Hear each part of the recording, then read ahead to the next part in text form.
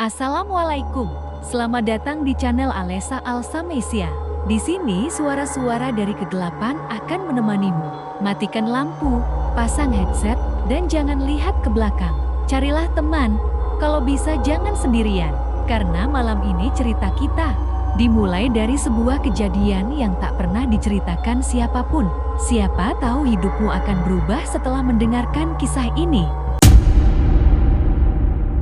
Kampung itu bernama Sendang Legi, terletak di cekungan lembah hijau di Kabupaten Semarang, diapit ladang tebu dan rimbun bambu yang menari jika angin datang dari arah selatan. Di tengah kampung, mengalir sebuah sendang tua, kolam alami yang airnya jernih dan tak pernah kering, bahkan saat kemarau panjang sekalipun. Konon, siapapun yang mencuci wajah di sana dengan hati bersih, akan disingkapkan takdirnya oleh Tuhan. Dulu, sendang itu menjadi pusat kehidupan. Tempat anak-anak bermain, orang tua berbincang sore hari, dan ibu-ibu mencuci kain sambil bertukar cerita. Namun seiring waktu, suasana itu memudar. Bukan karena waktu yang kejam, melainkan karena bayang-bayang dari rumah megah di ujung kampung.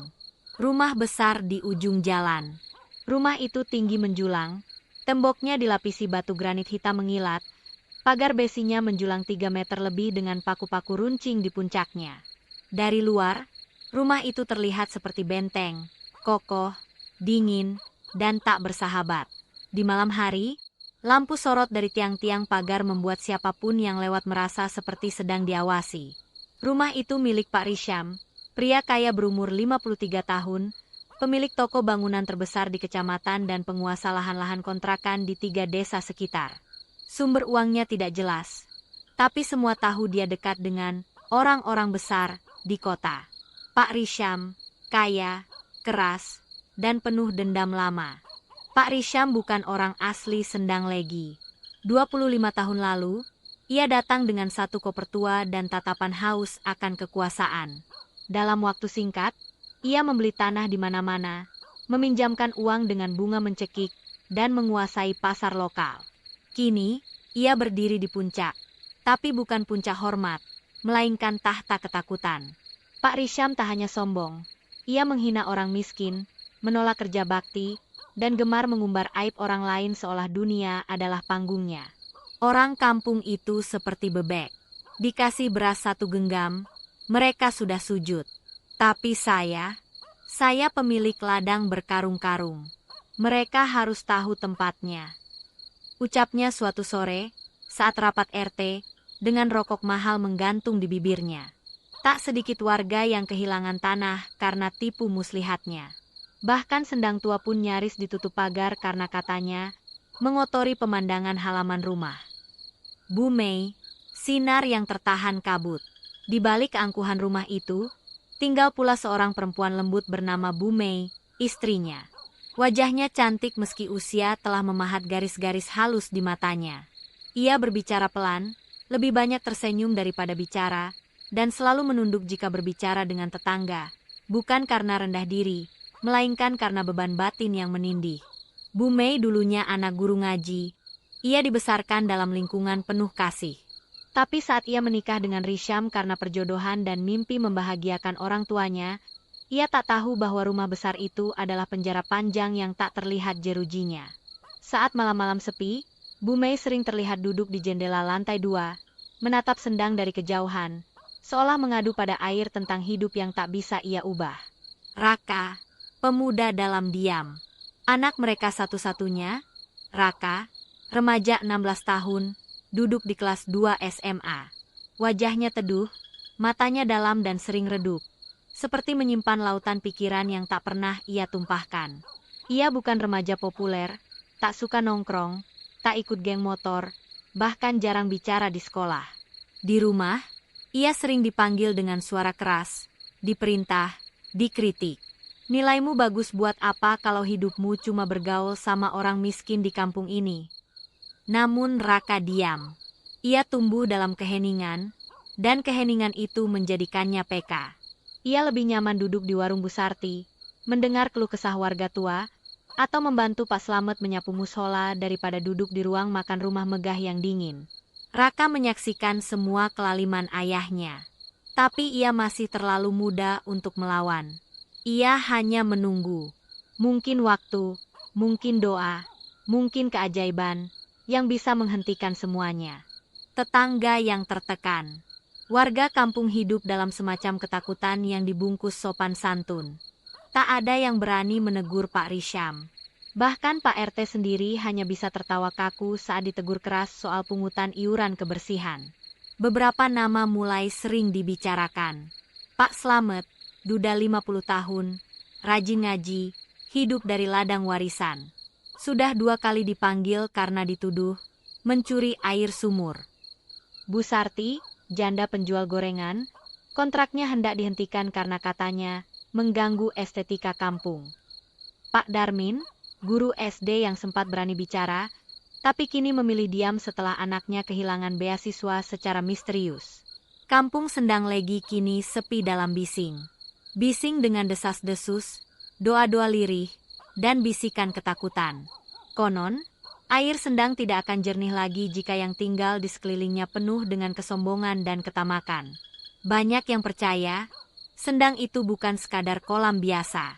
Di dasar airnya, ada sesuatu yang menjaga keseimbangan kampung itu. Dan kini, keseimbangan itu telah terguncang. Mata air mulai mengalir lebih cepat. Malam menjadi lebih dingin. Dan dari pohon beringin tua di samping Sendang, angin berhembus pelan membawa suara bisikan. Yang sombong akan ditundukkan. Yang zalim akan dibalas. Waktunya telah dekat. Pagi itu, langit Sendang Legi diselimuti mendung tipis. Matahari belum sepenuhnya bersinar, tapi suara ayam, lonceng sapi, dan gemericik air dari Sendang sudah membangunkan sebagian besar warga. Bau tanah basah dari hujan semalam menyatu dengan aroma daun jati yang gugur. Di ujung jalan kecil yang tak beraspal, terlihat seorang pria tua mengenakan sarung kotak dan baju koko putih yang sudah mulai pudar warnanya. Wajahnya teduh, berjenggot tipis, dan sorot matanya selalu penuh kesabaran. Ia adalah Pak Slamet, lelaki pendiam berusia 50 tahun yang tinggal sendirian di rumah warisan orang tuanya, tak jauh dari Sendang. Pak Slamet bukan siapa-siapa dalam hal harta, tapi ia disegani oleh seluruh kampung. Ia sering mengisi khutbah Jumat, membantu memandikan jenazah, dan menjadi tempat curhat bagi para janda dan pemuda yang kebingungan memilih jalan hidup. Kata-katanya sedikit, namun syarat makna. Rejeki itu bukan milik orang kaya, tapi milik orang yang tahu cara bersyukur. Begitu salah satu nasihatnya yang melegenda di kalangan warga. Namun bagi Pak Risham, keberadaan Pak Slamet adalah duri dalam daging. Masalah bermula saat Pak Risham mengirimkan beberapa tukang untuk membangun tembok pembatas di sekitar Sendang. Alasannya, untuk memperindah area belakang rumahnya. Namun tembok itu justru memotong jalan setapak yang biasa digunakan warga untuk menuju musola, terutama oleh anak-anak kecil dan lansia. Saat tembok sudah setengah jadi, Pak Slamet datang. Ia tidak marah, tidak mengumpat, hanya berdiri sambil memegangi tongkatnya, lalu bertanya, "Pak Risham, maaf, itu tanah milik siapa, ya?" Para tukang berhenti bekerja. Pak Risham yang sedang duduk di gazebo mewah langsung berdiri. Matanya menyipit, suaranya naik. "Loh, sampean siapa? Slamet?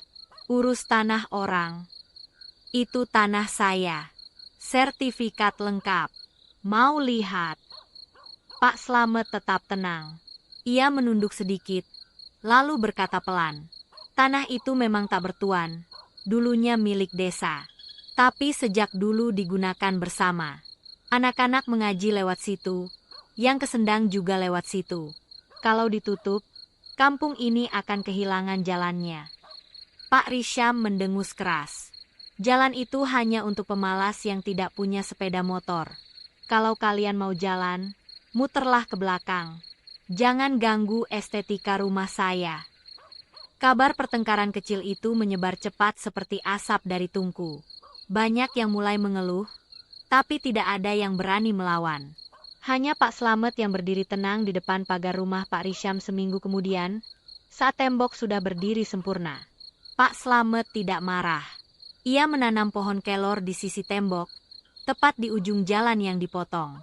Lalu ia berkata pada anak-anak, "Kita tanam penanda, biar nanti generasi kampung ini tahu bahwa dulu ada jalan.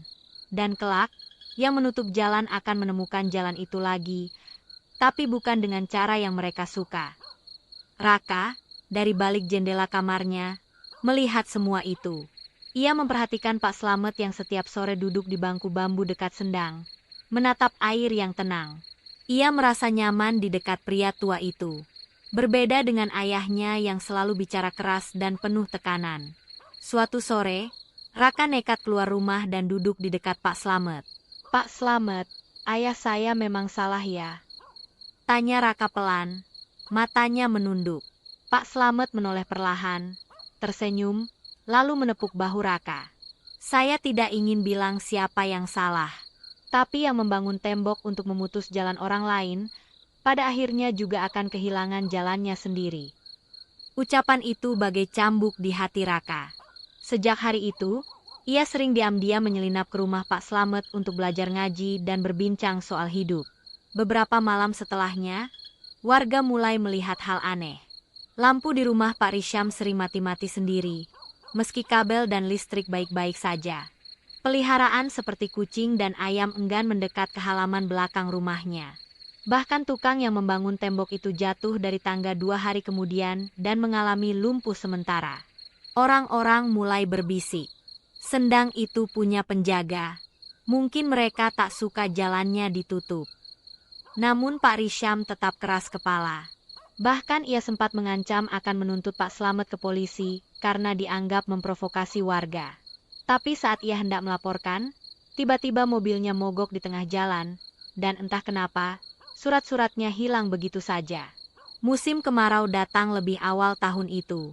Tanah di sekitar Sendang Legi mulai merekah kering. Daun jati gugur, dan angin bertiup membawa debu dari ladang. Namun ada satu tempat yang tetap sejuk. Halaman rumah Pak Slamet, rindang oleh pohon nangka dan rambutan tua, serta pepohonan kecil yang ia rawat seperti anak sendiri.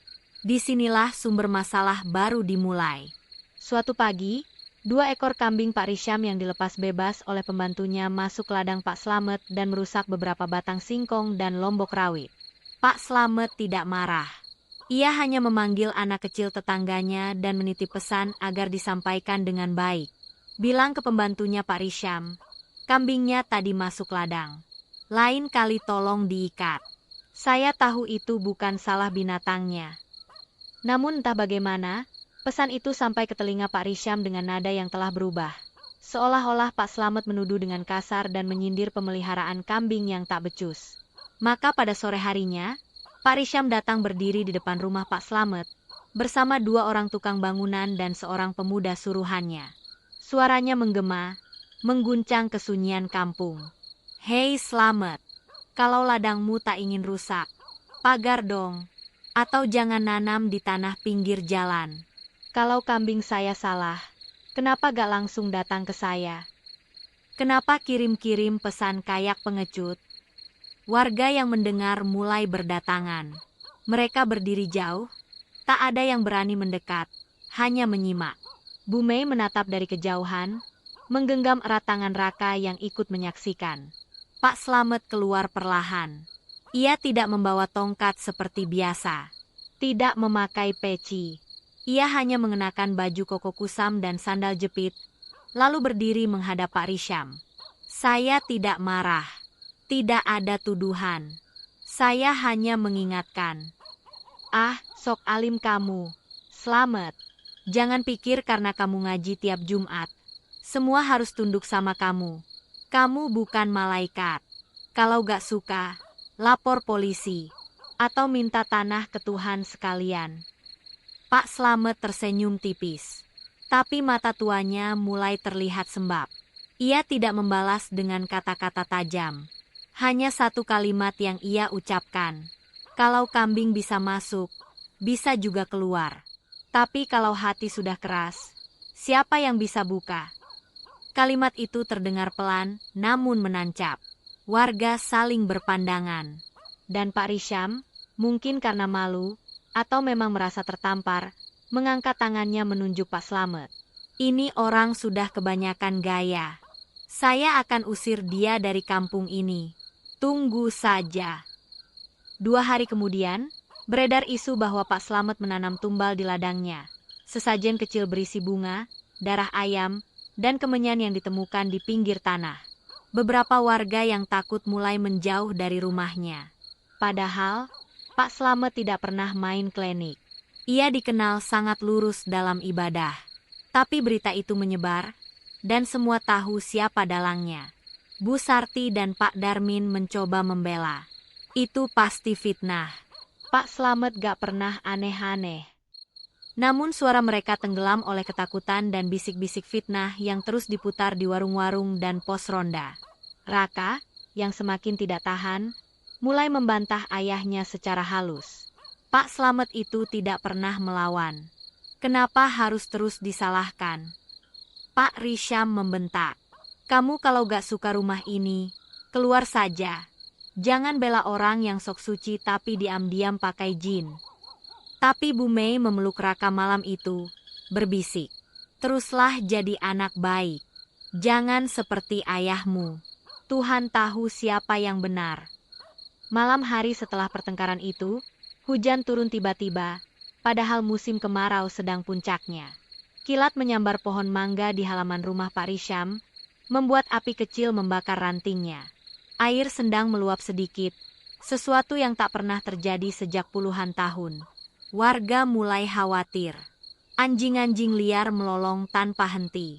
Dan dari pohon kelor di dekat tembok, tumbuh bunga putih aneh yang mengeluarkan aroma melati di tengah malam. Keesokan harinya, Pak Slamet ditemukan duduk di serambi musola kecil, dengan tatapan jauh. Di tangannya ada kitab tafsir, terbuka pada 1 ayat. Dan janganlah engkau mengira bahwa Allah lengah terhadap apa yang diperbuat oleh orang-orang yang zalim. Pertentangan belum selesai, tapi langit telah mencatat, tanah telah meresap keluh, dan sendang telah mulai bicara lewat bisikan alam. Pak Risham mungkin merasa menang, tapi angin malam mulai berubah arah. Suasana kampung Sendang Legi mulai berubah. Banyak warga memilih diam setiap kali Pak Risham lewat. Aura panas, sombong, dan mengancam semakin kental dari wajahnya. Bahkan tukang-tukang yang dulu bekerja di rumahnya pun tak betah lagi, dan satu persatu undur diri. Namun bagi Pak Risham, kesombongan justru semakin tumbuh. Ia merasa kuat, tak tersentuh. Tanah terus ia beli, pagar tinggi terus dibangun, dan satu hal yang paling baru, ia memerintahkan merobohkan gubuk kecil Pak Slamet di pinggir ladang, dengan alasan merusak pemandangan. Gubuk itu bukan tempat tinggal. Hanya saung kecil beratap daun kelapa. Tempat Pak Slamet biasa duduk, membaca, atau menenangkan diri. Di sanalah anak-anak kampung sering mengaji, dan Raka sering menyelinap untuk belajar diam-diam darinya. Suatu siang, tanpa pemberitahuan, Pak Risham mengirim 5 orang suruhan dengan linggis dan palu besar. Ratakan, itu bukan tanahnya. Tidak ada surat. Semua tanah ini milik saya sekarang. Pak Slamet yang mendengar itu langsung berlari dari musola kecil. Wajahnya tenang tapi langkahnya cepat. Pak Risham, jangan hancurkan gubuk itu. Itu tempat anak-anak belajar Al-Quran. Al-Quran tidak butuh gubuk. Slamet. Dan kamu pikir kamu siapa? Pemuka agama kampung? Ngaji kok di pinggir ladang. Ini tanah saya. Dan kamu harus pergi dari sini. Raka menyaksikan semuanya. Ia berdiri terpaku, lalu berlari menghampiri ayahnya. Ayah, hentikan. Jangan lakukan ini. Pak Risham menoleh tajam. Kamu diam. Jangan ikut campur. Kalau kamu bela orang kampung yang miskin itu lagi, kamu bukan anakku. Raka gemetar, tapi ia tidak mundur. Ia berdiri di depan Pak Slamet, membentangkan tangan seolah menjadi perisai. Kalau begitu, anggap saja aku bukan anakmu. Suara itu menggema di tengah ladang yang kering.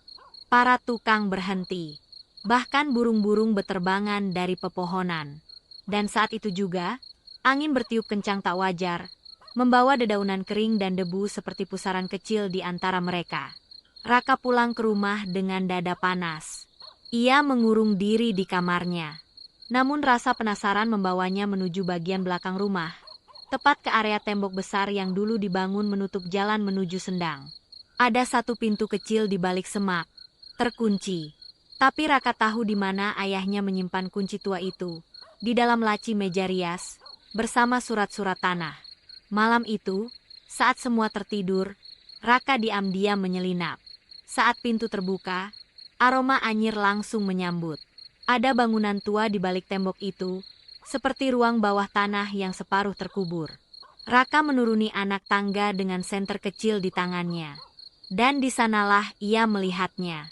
Sesajen kering berserakan. Foto-foto warga kampung, terutama wajah Pak Slamet, dipaku pada dinding dengan benang merah melingkari.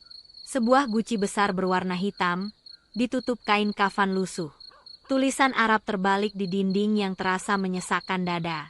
Raka terduduk. Ia tahu ayahnya telah melakukan sesuatu yang gelap. Sesuatu yang lebih dari sekadar serakah. Sesuatu yang bersinggungan dengan ilmu hitam. Dan saat ia mencoba berdiri, guci itu bergejolak sendiri, seperti air mendidih dari dalam. Senter Raka mati. Tapi dalam kegelapan, ia mendengar suara berat dan parau. Kau bukan bagian dari perjanjian ini. Pagi harinya, Raka bangun dengan peluh dingin. Ia jatuh tertidur di lantai kamarnya. Ketika ia terbangun, Bu Mei sudah duduk di sampingnya. Kamu sudah tahu, ya? Raka menatap ibunya. Kenapa ibu diam selama ini? Bu Mei menunduk. Suaranya lirih. Karena dulu sebelum kamu lahir, ayahmu pernah kehilangan segalanya.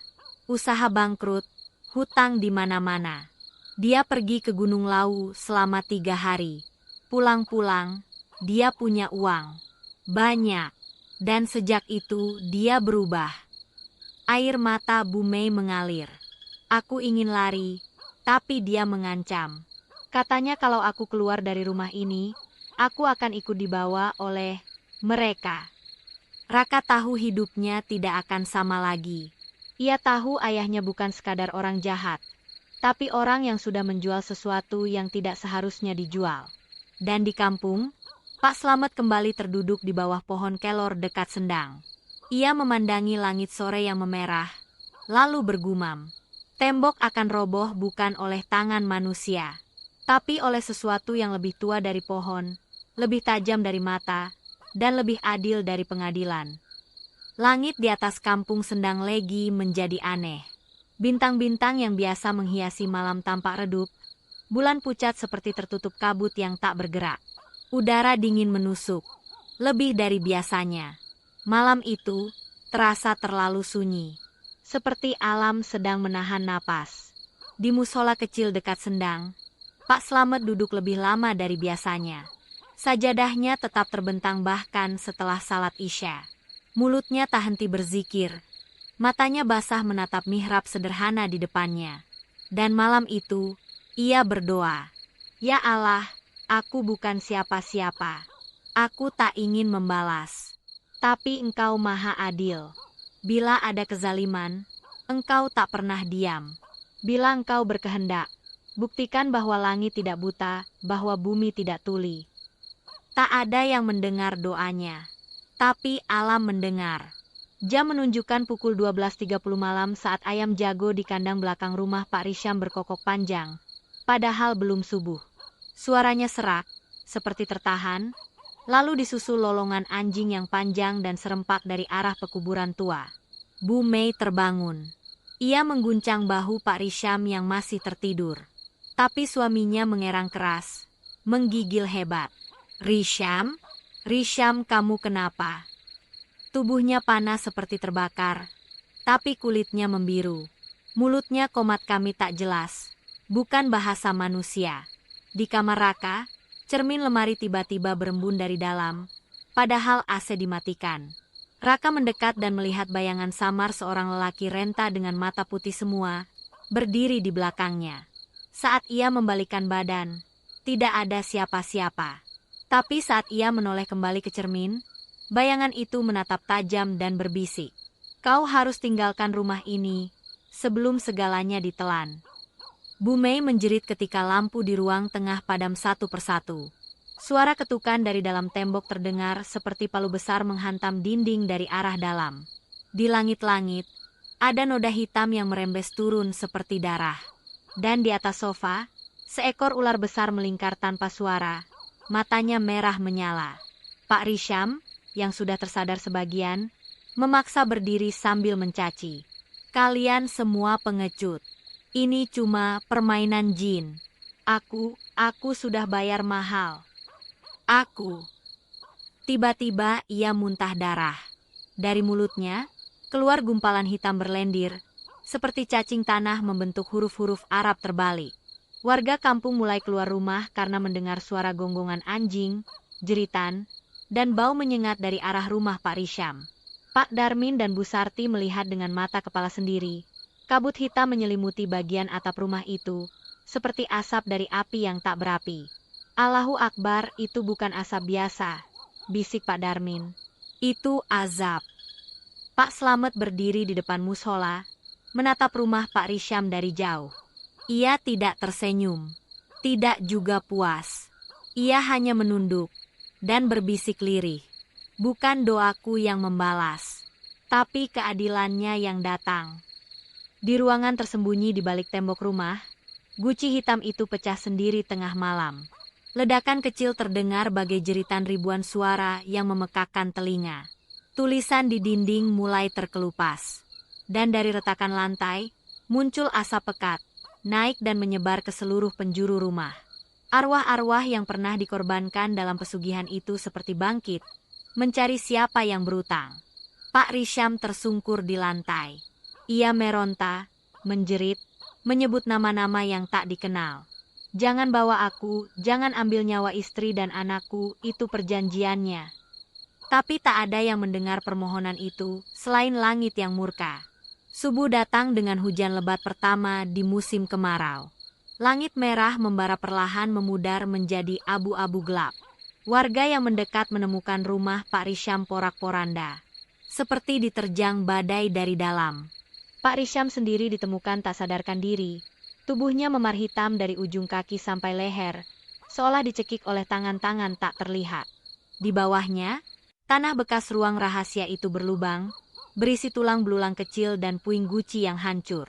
Bu Mei hanya terduduk. Raka menangis dalam diam. Dan Pak Slamet hanya berkata, ketika yang lemah tak punya kuasa, langitlah yang akan bicara. Pagi itu, kampung Sendang Legi terasa muram. Hujan tak lagi turun, tapi bekas-bekas airnya masih menempel di tanah, meninggalkan jejak lumpur di depan rumah Pak Risham yang kini dipagari warga, bukan untuk menjaga, tapi menjauhkan. Rumah megah itu kini menjadi semacam tanda kutuk, dan orang-orang menyebutnya dengan nada berbisik, seolah takut membawa sial jika menyebutnya terlalu lantang. Sudah 2 hari sejak malam itu, dan Pak Risham masih belum bisa berbicara. Tubuhnya lemas, mata kosong menatap langit-langit kamarnya. Setiap kali ia mencoba tidur, tubuhnya kejang, seolah melihat sesuatu yang tak bisa ia lawan. Dia datang ambilku. Kalimat-kalimat itu berulang dalam tidur dan bangunnya. Dokter desa pun tak bisa menjelaskan. Mereka menyebutnya psikosis berat akibat trauma. Tapi Bu Mei tahu bukan itu sebabnya. Raka kini menjadi sorotan kampung. Sebagian warga bersimpati karena tahu ia tidak sejalan dengan ayahnya, tapi sebagian lain tetap menatapnya dengan dingin, karena darah tak bisa dipisah dari nama. Ia tak bisa kembali sekolah. Banyak teman-teman menjauh. Bahkan guru yang biasa membanggakannya di kelas kini ragu menatap matanya. Raka memilih mendatangi satu-satunya orang yang dulu pernah menerimanya tanpa syarat, Pak Slamet. Pagi itu, Raka datang ke gubuk kecil yang telah dibangun kembali oleh warga secara gotong royong. Ia duduk di depan Pak Slamet, menunduk dalam-dalam. Pak, maafkan ayah saya. Maafkan kami. Pak Slamet menatapnya lama. Wajahnya tenang, tapi mata itu menyimpan banyak cerita. Nak, kamu tidak perlu memikul dosanya. Tapi kamu bisa memilih, mau ikut jalan kebenaran, atau mengulang kisah yang sama dengan wajah yang berbeda. Saya ingin menebus semuanya. Pak. Apapun caranya.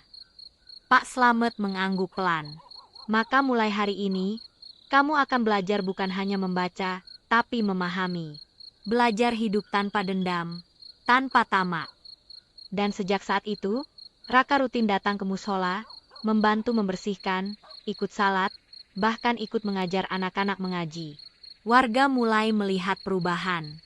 Tapi tak semua luka bisa sembuh semudah itu. Bu Mei kini lebih sering di rumah. Ia tidak lagi keluar untuk arisan, tidak lagi aktif di pengajian ibu-ibu. Bukan karena malu, tapi karena hatinya hancur. Ia merasa bersalah, merasa gagal menyelamatkan suaminya, gagal melindungi anaknya dari trauma rumah tangga yang busuk oleh keserakahan. Setiap malam, ia duduk sendiri di ruang tengah, memandangi dinding rumah yang dulunya megah tapi kini terasa seperti penjara.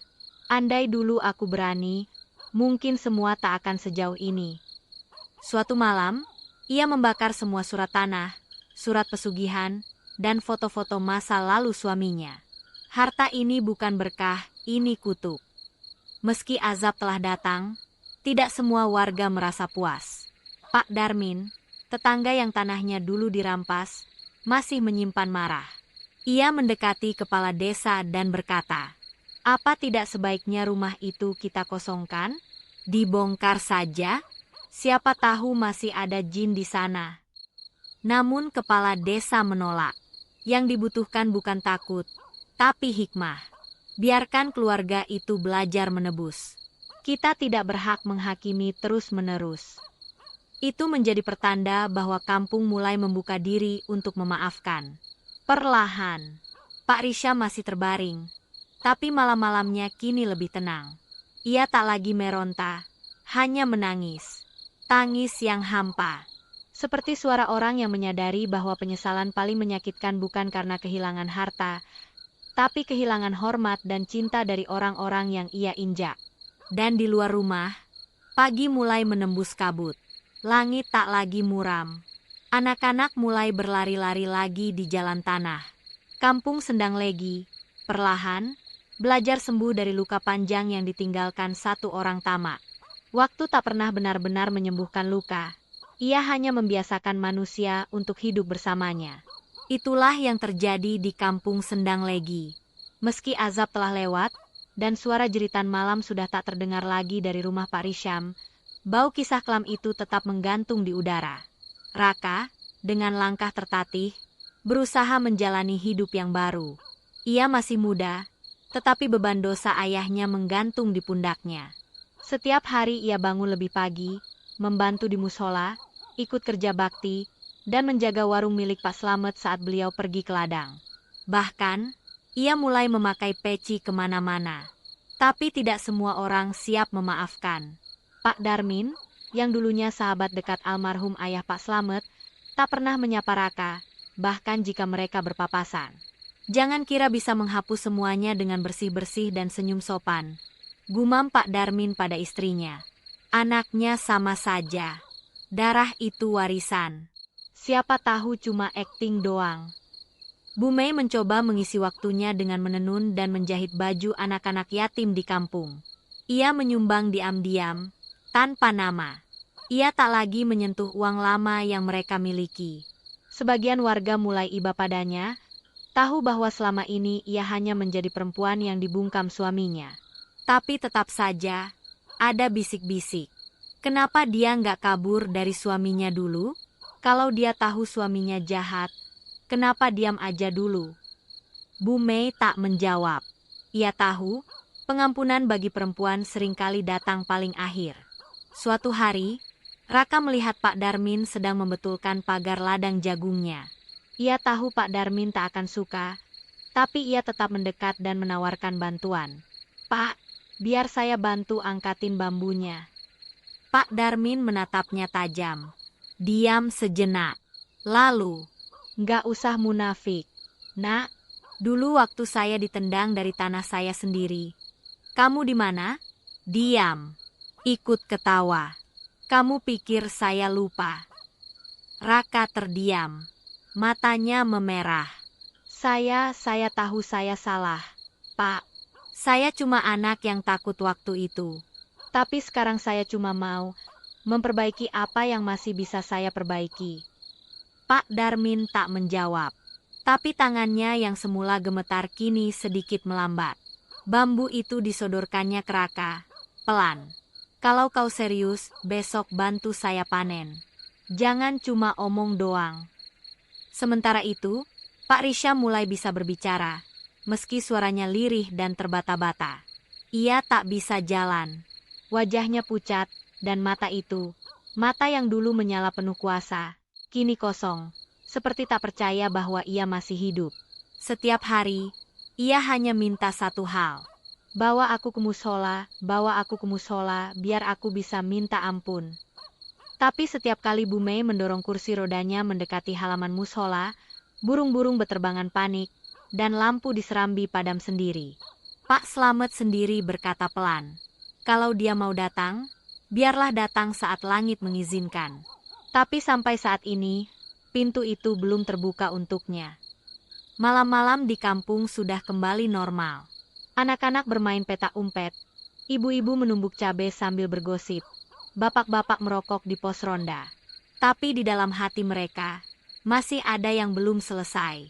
Beberapa orang ingin keluarga Pak Risham diusir, karena khawatir azab bisa datang lagi. Tapi sebagian lain, seperti Pak Slamet dan Kepala Desa, memilih memberi waktu. Kita ini bukan Tuhan. Kalau dia saja masih memberi napas buat mereka, siapa kita yang mau menutup pintu? Pada malam Jumat Kliwon, Raka duduk di musola bersama Pak Slamet, membersihkan sajadah dan mengepel lantai. Di luar, hujan rintik turun. Pak Slamet menepuk bahunya. Nak, jalan kebaikan itu tidak instan. Kadang kau tetap dianggap jahat, bahkan saat kau sudah berubah. Tapi kalau kau tulus, langit pasti akan tunjukkan caranya. Raka mengangguk. Dalam hatinya, ia tahu, pengampunan itu mungkin tak sempurna, tapi ia akan terus mencoba. Dan di kejauhan, di rumah besar yang kini remang dan berlumut, Pak Risham menatap jendela. Dalam gumamnya, hanya satu kalimat yang terus ia ulang. Ampuni aku, meski aku tak pantas. Malam itu, langit di atas kampung Sendang Legi tampak seperti tak bersuara. Awan menggantung tebal namun tidak bergerak. Angin seakan berhenti berembus. Di rumah megah yang kini nyaris tak berpenghuni, Pak Risham terbaring di ranjang dengan mata melotot, tak bisa tidur. Di sekelilingnya, dinding mulai retak-retak kecil. Kayu langit-langit berderit walau tak ada yang lewat. Ia tahu, waktunya sudah dekat. Aku tak ingin mati, belum siap. Menjelang tengah malam, ia tertidur. Tapi yang datang bukan mimpi biasa. Ia berada di sebuah padang gelap tak berujung. Tak ada cahaya, hanya suara-suara samar, tangisan, jeritan, dan bisikan nama-nama orang yang pernah ia tindas. Lalu, satu persatu, mereka muncul. Pak Suryo, tetangga lama yang dulu mati karena stres tanahnya diambil. Mbok Tun, nenek penjual jamu yang dirampas lapaknya oleh preman suruhan Risham. Bahkan, bayi perempuan yang dulu dikorbankan dalam ritual guci pesugihan. Mereka mengelilinginya. Mata mereka kosong. Mulut mereka berkata bersamaan. Kau makan dari daging kami, kau minum dari darah kami. Pak Risham berteriak minta ampun. Tapi suara jeritannya lenyap di telan kegelapan. Tiba-tiba, tanah di bawahnya retak, dan tangan-tangan hitam keluar, menyeret tubuhnya ke bawah. Bu Mei yang tidur di kursi dekat ranjang terbangun. Ia mencium bau anyir yang kuat. Saat melihat ke arah suaminya, ia terpaku. Tubuh Pak Risham membiru. Matanya terbuka, namun tak menatap apapun. Ia tampak seperti hidup, tapi jiwanya telah pergi entah kemana. Bu Mei menangis, menggenggam tangan suaminya. Kamu sudah terlambat, Risham, tapi aku doakan Tuhan masih mau mengampuni. Pukul 3 dini hari, petir menyambar 3 kali berturut-turut, tepat di bukit belakang kampung. Warga yang masih terjaga karena ronda salat tahajud langsung menengadah. Itu dari arah rumah Pak Risham. Pak Slamet yang sedang berwudu di musola hanya menutup mata, lalu berkata lirih. Langit sudah menyelesaikan urusannya. Pagi harinya, tubuh Pak Risham dimakamkan dengan cepat. Tak ada pengajian besar. Tak ada tahlilan. Hanya 5 orang yang ikut mengantar. Bu Mei, Raka, Kepala Desa, Pak Slamet, dan seorang ustaz kampung. Kuburannya terletak di ujung barat tanah pekuburan desa, di bawah pohon kelor tua. Tanahnya tetap basah meski hari mulai cerah. Setelah ditutup, Pak Slamet membacakan doa pelan-pelan. Namun ia berhenti sejenak, lalu berkata, "Semoga tanah ini menerima dia dengan rahmat. Tapi kalau tidak, biarlah bumi menyimpan semua yang manusia tak mampu adili." Setelah kepergian Pak Risham, Bu Mei memutuskan menjual semua harta warisan, lalu membagikannya ke masjid, panti asuhan, dan korban-korban suaminya dulu. Ia memilih meninggalkan kampung, pergi ke kota lain untuk memulai dari nol. Sementara itu, Raka memutuskan tinggal. Ia ingin membangun kembali namanya, hidup di antara orang yang tahu sejarah kelam keluarganya. Baginya, itu bagian dari penebusan. Dan kampung Sendang Legi kembali tenang. Tapi di pojok-pojok malam, orang-orang masih berbisik tentang rumah besar yang kini kosong dan terkunci.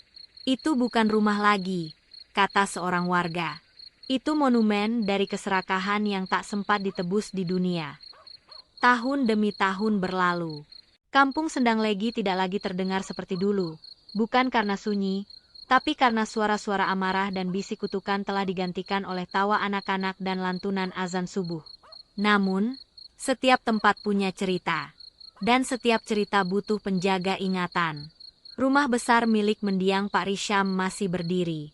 Dindingnya kusam, atapnya mulai keropos. Beberapa jendela tertutup kain putih yang lapuk. Warga menolak menyewakannya. Tak satu pun berani membeli. Kepala desa pernah ingin merobohkannya. Tapi malam sebelum alat berat datang, petugas mandor mimpi bertemu seorang wanita berjubah putih, menangis di depan rumah itu.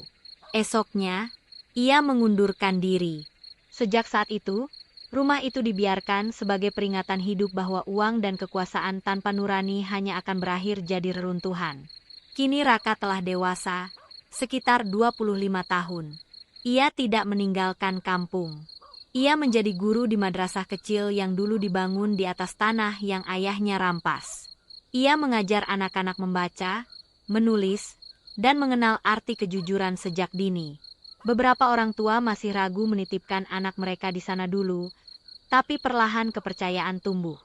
Bukan karena nama Raka, tapi karena kesabaran dan ketekunan yang ia tunjukkan tahun demi tahun. Anak itu tidak mewarisi dosa, tapi dia memilih menanggungnya dan mengubahnya jadi ladang pahala.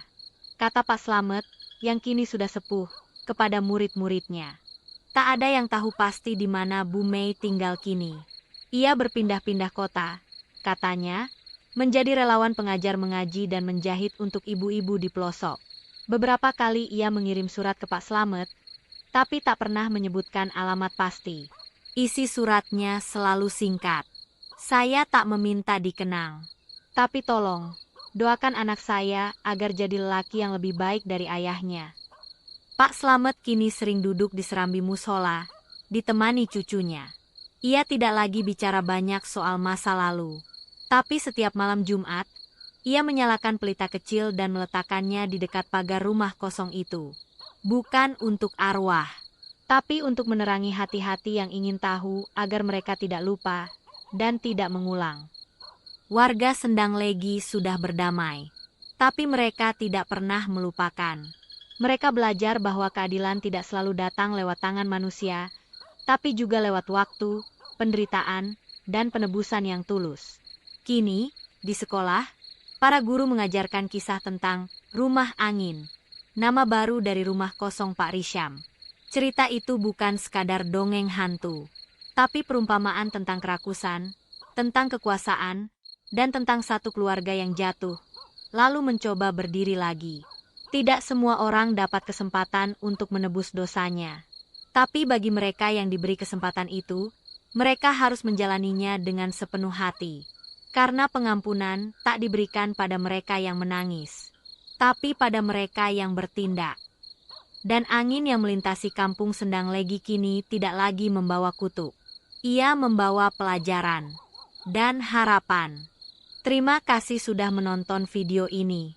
Jangan lupa untuk selalu support channel ini dengan like, komen, dan subscribe.